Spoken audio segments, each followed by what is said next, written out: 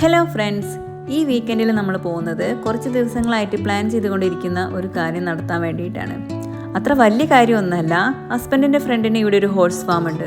അപ്പോൾ അവിടെ പോയിട്ട് കുതിരകളെയൊക്കെ ഒന്ന് കാണാനും കുറച്ച് ഫോട്ടോസ് എടുക്കാനും വേണ്ടിയിട്ട് കുറച്ച് ദിവസമായിട്ട് പ്ലാൻ ചെയ്യുന്നു.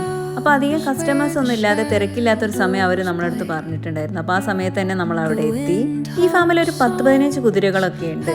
പക്ഷേ എല്ലാവരും നമ്മളെ മൈൻഡ് ചെയ്യുന്നൊന്നുമില്ല. ചിലർ കുറച്ച് ഗൗരവക്കാരാണ്. എന്നാലും ചില ആളുകൾ നമ്മളടുത്ത് കുറച്ച് ഫ്രണ്ട്ലി ആയിട്ടൊക്കെ നിൽക്കുന്നുണ്ട്. അമ്പാടിക്ക് ഇങ്ങോട്ട് വന്നപ്പോൾ നല്ല പേടിയുണ്ടായിരുന്നു. പക്ഷേ 1-2 എണ്ണത്തിൻ്റെ തൊട്ട് തലോടി അങ്ങനെ നിന്നപ്പോൾ അവൻ ആ പേടിയൊക്കെ അങ്ങ് പോയി.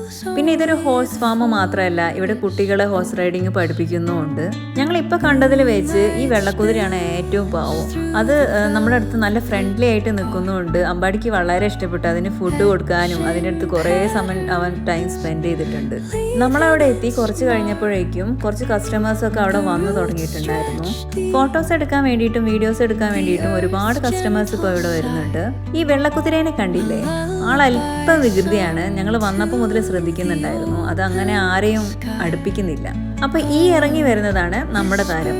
അപ്പോൾ ഇവൻ്റെ പുറത്തിരുന്നിട്ടാണ് നമ്മളിപ്പോൾ ഫോട്ടോസും വീഡിയോസും ഒക്കെ എടുക്കാൻ പോകുന്നത്. അങ്ങനെ അമ്പാടിക്കാണ് നമ്മുടെ ഇന്നത്തെ ഫസ്റ്റ് ചാൻസ് കിട്ടിയിരിക്കുന്നത് ഫോട്ടോസും വീഡിയോസൊക്കെ എടുക്കാൻ വേണ്ടിയിട്ട്. അവൻ വന്നപ്പോഴേ പറയുന്നുണ്ടായിരുന്നു എനിക്ക് പുറത്ത് കയറണമെന്ന്. അപ്പോൾ ഹസ്ബൻഡിൻ്റെ ഫ്രണ്ട് അവനെ ആയിട്ട് ബീച്ച് സൈഡിലേക്ക് പോയി. നമ്മൾ അവിടെ പോയിട്ടാണ് ഫോട്ടോസും വീഡിയോസും ഒക്കെ എടുക്കാൻ പോകുന്നത്.